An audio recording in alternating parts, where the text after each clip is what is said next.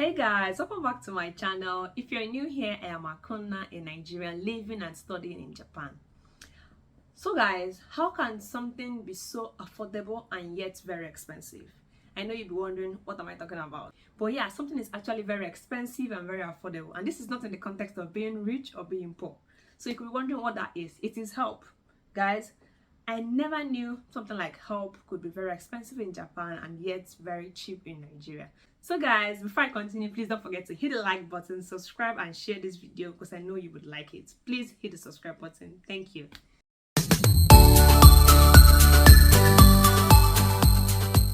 So guys, welcome back to my channel. So as I was saying earlier, help is very affordable in Nigeria. This is not something I had thought about or imagined before coming to Japan. To put this in context, if I made $1 every time someone asked me how I'm surviving or combining parenting and schooling, I mean graduate school, getting a PhD in Japan, I would probably retire in about 5 years time. And I'm not kidding guys, because I get this question a lot.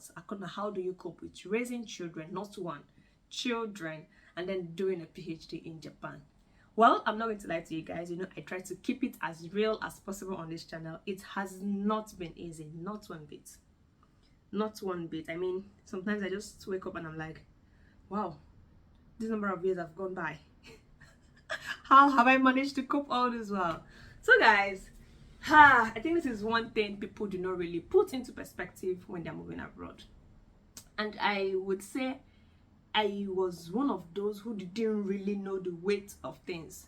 So when I moved to Japan, I came here with one baby, and now I have more than one. I came to Japan with a baby that was 1 year and 1 week. So you can imagine what it looks like. And I came from a country where we have communal living. Like, even if you don't have people around you who are family by blood, they are always willing to help. Only for me to move to a country where I knew nobody. I came here as a student with no idea of how the environment works, and then everything dawned on me like in split seconds. How do I cope? So this was the question I had to ask myself, and I needed to provide answers to myself, by myself, for myself. So one thing was certain, I needed to find a way out. Whether I liked it or not, I need to combine these two, parenting by myself and going to school at the same time. I didn't have a choice but to enroll the baby in a childcare. So this is where something comes in. Childcare is not quite affordable for some in Japan, and I think in most cases abroad, I would say, because childcare is expensive. Unlike in Nigeria, I think coming to Japan made me realize that education is heavily subsidized in Nigeria. Education, starting from childcare to tertiary education, is actually subsidized. Things are much cheaper in Nigeria than they are here. And here in Japan, this is one that shocked me the more. Fees are paid monthly, not termly. Like in Nigeria, you pay 3 times a year. The first term, second term, and the third term. In Japan, you pay monthly. So I had to find a childcare that was affordable, that I could afford to pay on monthly basis. And the first childcare that I found was 30,000 yen. Back in the days, 30,000 yen would be around 110,000 naira. This was back in 2018 when I first came to Japan. But now it's a whole different game because exchange rate has skyrocketed. So imagine putting your child in a daycare and paying that amount, especially for someone like me who didn't come on scholarship. So this is where I talk about help being very affordable and yet very expensive. Because some people in this case, what they would do is, okay, they'll try to maybe hire a nanny. If you're going to be in school, probably 8 hours a day, you can see if you can get a nanny that you can pay something not so expensive to take care of a child for some hours in the day, especially maybe for Monday through Friday that I know I go to school, and then over the weekends I take care of my baby. And so I go on this search, trying to see if there are babysitters, nannies who could take care of kids for that long and how much they cost. And along the line, someone sent me a website or so, something in that line, and I checked the cost. I mean, it was very expensive. I think I was seeing about 900 yen or 1,000 yen per hour back in the days, and this would be 8,000 yen.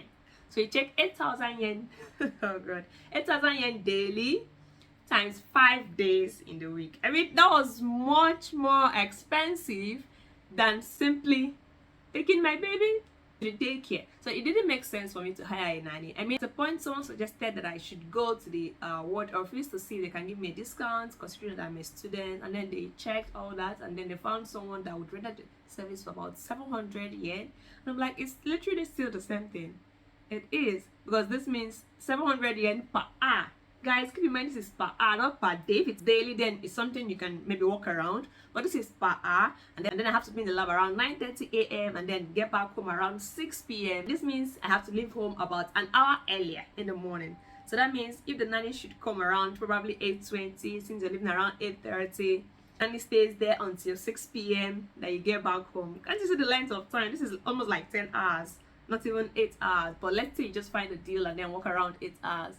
So this is really expensive. Unlike in Nigeria, we have this communal living, like everyone is raising your child. In Nigeria, we say it takes a village to raise a child, and it truly does take a village to raise a child. Because I remember back in Nigeria, the moment you're walking with a baby, let's say you walk into the church with your baby, 9 out of 10 times, you're likely to hold your baby for just about 20 minutes for a 1 hour 30-minute service.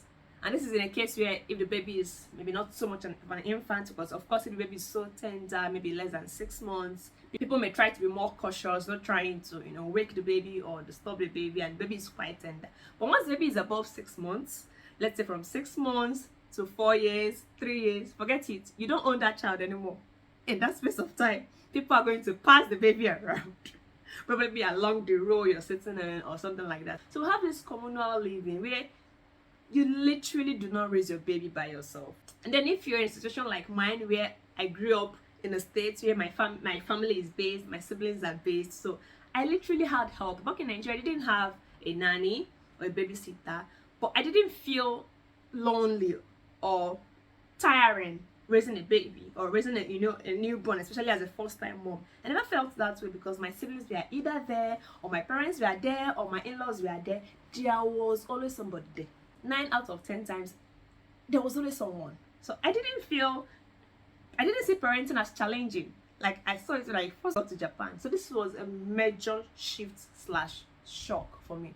It was very difficult to comprehend and combine this with studying, especially considering that my course is very research intensive. Like I always say, I'm studying chemistry. I deal with experiments. I do everything experiments. So it's not like you just go breezing, check your computer, do 2 or 3 hours and go home. No, you need to run experiments. And because I deal with live cells, tissues, RNAs, all these things are sensitive, and then you have to really monitor them. Some of them are time-based monitoring. So this was really difficult for me to combine. One major message I want to pass through this video is to give a first-hand information to people to make sure that they prepare for these things ahead of time when they're moving abroad, especially if you're going to be schooling. Because it is not easy. Some people just think, yeah, once I get here, it's easy, just take the baby here, do this, do that. The cost of childcare is not cheap. I mean, I have friends across different countries. People in Canada will tell you it's not cheap. It is running in hundreds of Canadian dollars. Those in America will tell you it's not cheap. It is running in hundreds of American dollars. Same in Australia, same in many places. So cost of childcare is not particularly cheap. I know someone who is abroad who has a child, and their child is about 3 years old at this moment, and the child has never been to a daycare because the daycare is expensive. So what the mom does is that the mom has been confined to doing only part-time jobs, so she can make enough time to take care of her baby. So the moment she's out for that part-time job, which is usually for a short number of hours, she hires a nanny to take care of the baby, and then when she gets back, the nanny goes back. So it's been like this because the cost of childcare is very expensive. And in somewhere like Japan, everything is worked around your income. So this is what makes Japan a bit okay, I would say, because the cost of childcare here for those whose children are in government facilities. But when I initially came, I was using a non-government facility, and it was very expensive. But along the line, I think 3 months later, I told them, see guys, I can't do this no more. It's not possible. Or no, I think about a month plus. I can't do this no more. See, I'm not coping. I can't do this again. So I had to go to the ward office. I had to tell them, see, I'm a student. This money is too much. And you guys walk around it and all that. I think what happened is that because in Japan, there are specific rules. There are some time of the year when your child can enroll into the school, because they have their own different calendar from the normal Western calendar. So that was what happened. I came in October, and I was supposed to do all the arrangements before then, which I was working around, but because I was far away from Japan, and then there were a lot of things happening at the same time, the whole visa thing, moving to Japan, getting ready, so things were just too much at the same time to handle. So the only one I could find was this one, and also this one was very close to my university, so I didn't have a choice. I mean, I jumped on it immediately with hope that when I get here things would sort itself out. So I couldn't get a cheap one, but along the line, I think after a month or so, I went to the ward office. I complained to them, guys, I can't do this again, you have to help me out. And then after some weeks of back and forth, they finally found one. And this is just because that school, someone had moved out of the city, or moved out of their location to somewhere else, so they now had a single vacancy. And luckily for me, I was picked, and this place was actually farther from home, but I didn't even mind as long as it was cheaper, and then I still found an easy transport route to school. I just had to jump on that opportunity, so the money became much lesser than what I used to pay when I came. So the money went from like 30,000 yen to about 5,000 yen monthly. So that was a very big slash, and it was quite relieving. I had to breathe. Finally, I was able to breathe.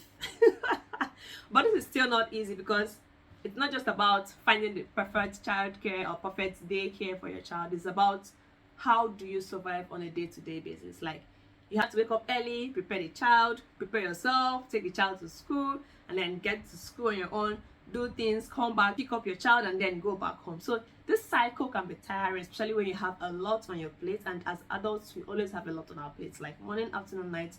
You know, life serves us breakfast, lunch, and dinner. So this is not easy. So I like to always encourage people, please, please, please do your research about surviving abroad alone with a child. It is very important. The cost of childcare should be considered. Your work timing should be considered. Your mental health should be considered.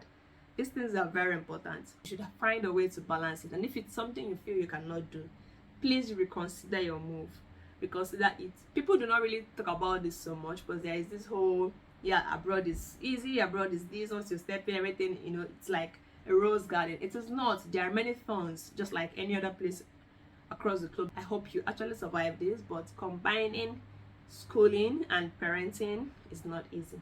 But along the line, I've been very grateful now, because things have very much improved. Having my husband here has really made things a lot easier. I mean, I feel like even though now I have more than one child, I feel like I am, you know, much more relaxed than when I had one child and it was just by myself. Obviously, because I have help. My husband has been very helpful. He's a very hands-on parent, so that one has really made life a lot easier. But if you're moving abroad just yourself and a child, or with children, like I've seen people who move with 2 kids, 3 kids, in most cases children, you know, less than 5, all toddlers, or maybe 2 infants and a toddler, 2 toddlers and an infant. I mean, the Lord is your strength, but this is not an easy journey. You have to really calculate this, weigh it, check out the pros and the cons, and see which one outweighs the other, and make your choice. Make decisive choices. Make good choices, something you would not regret, and something that will not jeopardize your mental health, because this is very important. This is one thing people do not really talk about. Your mental health is paramount to surviving outside home. You really need your mental health to be in check. It doesn't matter whether you're home or not. Imagine a scenario where it's just you. This has happened to me. It was just me and my baby, and we fell ill the same week. I think this was our first spring. Yeah, this was 2019, our first spring in Japan. So I think we had seasonal sickness, and we both fell ill at the same time. So imagine that scenario. I remember my husband, he was on the phone that I was speaking with him, you know, very weak, telling him, oh, this is too much for me. I mean, I could not even know where to start. I can barely get up from the bed, and then when the baby is crying, you're trying to console the baby. How do I take care of myself and a sick baby at the same time? This was really, really difficult. You know, we were talking, and then all of a sudden I just broke down, and then I had to call the ambulance. So imagine being in this kind of situation, being ill and your child is ill in a country far from home with no one. So all these things have to be considered. So if you're in a situation where maybe there's a seasonal illness, or there is this maybe there's a sickness that is endemic in your region, like in Japan. From November, people are more conscious because of influenza. It's something that happens literally November to January every year, or November to February, because of the weather and all that. So it's a seasonal illness, I would say. So imagine having 2 children contacting influenza, and you have to be with them. You know already you're going to be quarantining with them, and when they get okay, you're most likely to also have traces of it or things like that. I mean, just coping, it's difficult. It's very difficult. So I would really urge or advise anyone who is moving abroad with children to be very, very, very, very, very aware of these things. Make decisions based on all this information that is out here. I mean, I didn't do very thorough investigation about these things before I moved here. I've always said this before. I didn't really know so much about Japan. I didn't have anybody here to ask, so I learned everything as I came. And in my case, I ended up being a pioneer for many things, because most people that came here, they are either coming on scholarship, or they had people, or they had, you know, information beforehand. But me, I ended up being my own pioneer, you know, experiencing things firsthand and now passing the information to you guys. So guys, please do not take this information for granted. I'm telling you based on personal experience. Please always make your research. Always do this research. Childcare is not affordable in Japan and in most places abroad. So please do your research. I wish you the very best if you're about to make this big decision to move abroad with your child. It is not an easy one. I know most parents do this out of love, for a better life, for greener pastures, even though the land is not always green. The land is green where you water it, but you know, that's life. We're always looking for, you know, the best places and making better choices for our children. So guys, if you enjoyed this video, don't forget to hit the like button, subscribe and share. If you have not subscribed, I don't know what I did to you. Please subscribe. Please subscribe. Thank you guys, and see you in the next one. Bye.